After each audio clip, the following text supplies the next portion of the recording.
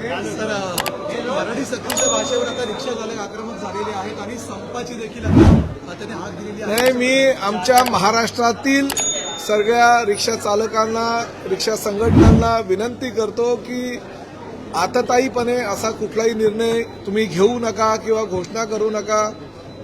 1989 सालचा हा कायदा आहे.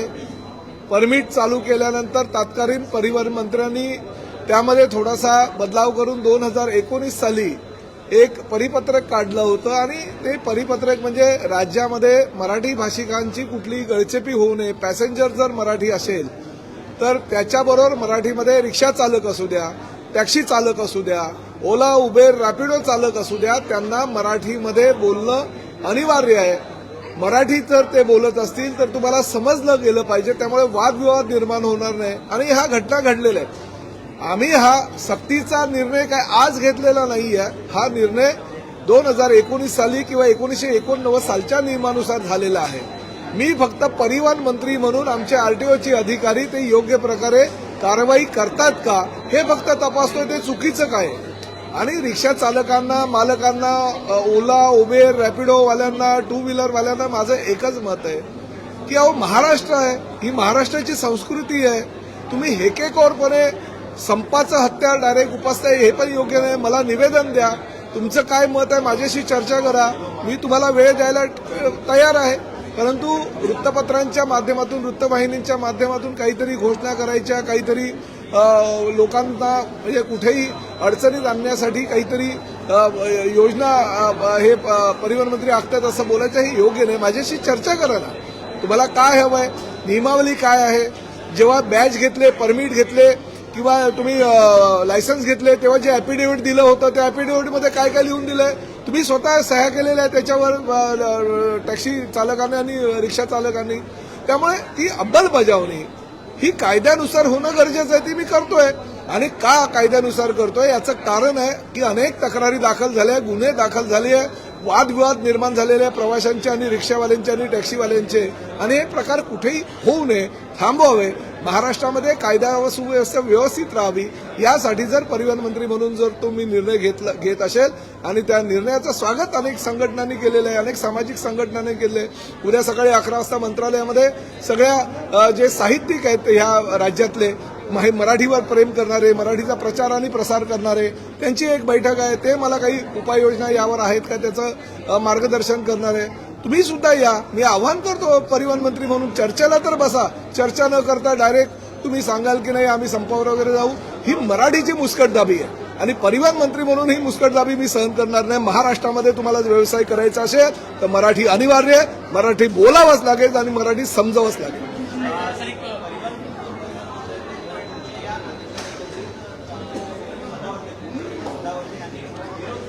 बघा, मी तुम्हाला सांगतो, बघा मी सदावर्तेंची भावना समजतो. गेल्याच आठवड्यामध्ये ते जे एसटी चे जी आमची बँक आहे त्या बँकेवर त्यांचा चेअरमन होता आणि अचानक गेल्या आठवड्यामध्ये तिथे शिवसेनेची सत्ता आली. एकनाथ शिंदे साहेबांना मानणारा एक वर्ग तयार झाला आणि त्यांनी त्या ठिकाणी शिवसेनेची सत्ता आणली आणि धोबी पछाड केला सरदावर्तेला.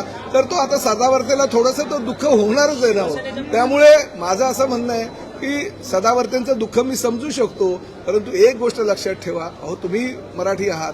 शशांकरावांना मला हे सांगायचं आहे, तुमचे वडील जेव्हा हे रिक्षा टॅक्सी संघटना चालवायचे आदरणीय शरदराव, ते सुद्धा ह्या मराठीची जी भूमिका आहे त्या भूमिकेला सहमत होते आणि राज्य शासनाला सहकार्य करत होते. किंबहुना त्या कालच्या मंत्र्यांना त्यांनी सांगितलं होतं की नाही महाराष्ट्रामध्ये आमचे जे टॅक्सी चालक आहे, रिक्षा चालक आहे त्यांना आम्ही स्वतः मराठी बोलायला प्रवृत्त करू. आणि वडिलांच्याच भूमिकेच्या विरोधामध्ये तुम्ही स्टेटमेंट करताय.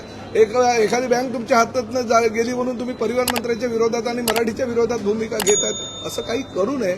माझं असं म्हणणं आहे की दुसऱ्या राज्यामध्ये तुम्ही जा, कर्नाटकामध्ये जा, तेलंगणामध्ये जा, केरळामध्ये जा, तुम्ही परदेशामध्ये भरपूर काही लोक फिरतात. फ्रान्समध्ये जा, इटलीमध्ये जा, जर्मनीमध्ये जा, तेथील स्थानिक भाषांना प्राधान्य दिलं जातं. मग महाराष्ट्र काही वेगळं आहे का? तुम्ही महाराष्ट्राला आपल्या मराठीपासून का वंचित ठेवण्याचा प्रयत्न करायचा आहे? मराठीचा प्रचार आणि प्रसार करणं काळाची गरज आहे आणि ती तुम्ही आमच्यासोबत केली पाहिजे.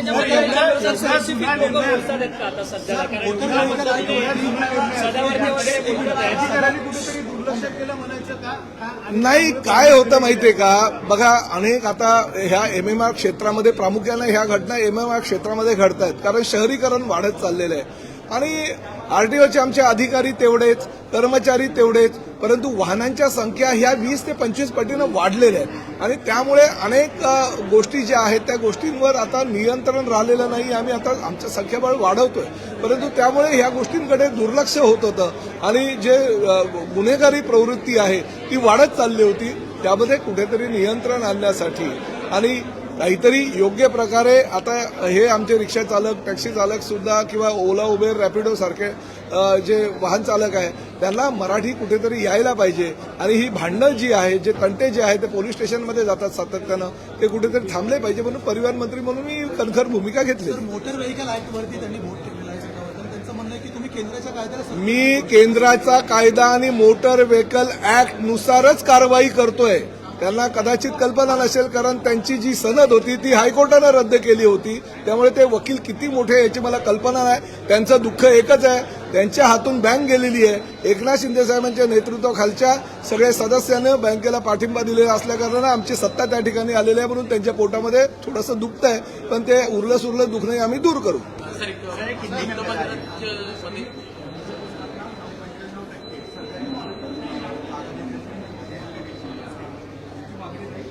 नाही, अजूनपर्यंत मी त्या विषयावर मला माहिती नाही आणि तो निर्णय सर्वस्वी मुख्यमंत्री आणि उपमुख्यमंत्री. वृत्तपत्रामध्ये एक बातमी आलेली होती, एकूणच हरित लवादकडे बघा काय आहे, आता हे मराठी सक्तीमुळे अनेक बातम्या येणार आहे, परंतु प्रताप सरनाईक सक्षम आहे आणि प्रताप सरनाईकांनी हे कार्यभार किंवा ह्या काही भूमिका स्वीकारल्यानंतर आम्हाला कल्पना होती या कशा बातम्या आताच कशा काय येतात. अरे एखाद्या एवढ्या मोठ्या मुंबई मिरर सारख्या वृत्तपत्रामध्ये पहिल्या पानावर बातमी येते, त्याला काहीतरी अर्थ तर पाहिजे ना, काहीतरी छापायचं म्हणून छापायचं आणि त्यामध्ये त्याचा खुलासा मंत्र्यांकडून मागायचा. मला वाटतं का आजच ही बातमी आली, का मराठी सक्ती केल्यानंतर त्या बातम्या प्रसारित व्हायला लागल्या. हो ठीक आहे, आम्ही ह्या सगळ्या ज्या काही बातम्या आहेत किंवा सगळ्या ज्या काही लोकांनी भूमिका घेतलेल्या आहेत, काही लोकांनी, मोजक्या मुठभर लोकांनी, आम्ही संप करू, आंदोलन करू, बहिष्कार घालू वगैरे. प्रताप सरनाईक आपल्या भूमिकेवर ठाम आहे. मी माझ्या नेत्यांवर विश्वास ठेवून आणि नेत्यांना सगळी गोष्ट जी आहे वस्तुस्थिती सांगूनच मी कुठलीही भूमिका घेत असतो. तुमच्या समर्थनार्थ मैदानात उतरायला तयारी दाखवते. आनंद आहे. मला असं वाटतं पक्ष म्हणून नव्हे तर मराठी माणूस म्हणून त्यांनी उतरायला हरकत नाही.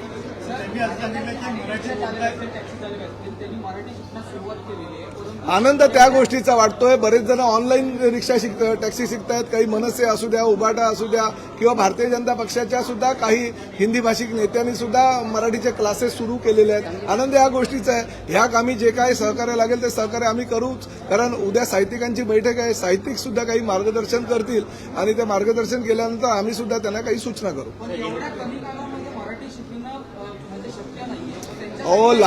लायसन बॅच देऊन 5-5 वर्ष झाली, 10 वर्ष झाली, कमी काळ कुठे. आणि माझं असं म्हणणं, आजही मी वेळ द्यायला तयार आहे, पण तुम्ही चर्चेला यायला हवं, तुम्ही मागणी करायला पाहिजे. तुम्ही डायरेक्ट मीडियाच्या समोर बाईट देता किंवा काही कुठल्याही प्रकारे परिवहन मंत्री म्हणून मला निवेदन न देता जर तुम्ही भूमिका घेत असाल तर ती योग्य आहे. सर, काही ठिकाणी रिक्षा चालकांची आडमुठेपणाची भूमिका देखील पाहायला मिळते. ते म्हणतात की उत्तर भारतीय नसले तर मुंबई चालणार नाही, अशा पद्धतीचे देखील अनेक प्रतिक्रिया माध्यमांमध्ये रिक्षा चालक देताना. बघा काय असतं, ह्या सगळ्या गोष्टींचं काही लोक भांडवल करत असतात, परंतु मी मात्र माझ्या भूमिकेवर ठाम आहे. महाराष्ट्रामध्ये जर व्यवसाय करायचा असेल तर प्रत्येकाला मराठी येणं अनिवार्य आहे. गर्जा हिंदुस्तान चॅनलला सबस्क्राईब करा आणि ताज्या घडामोडी जाणून घेण्यासाठी बेल आयकॉनवर प्रेस करा.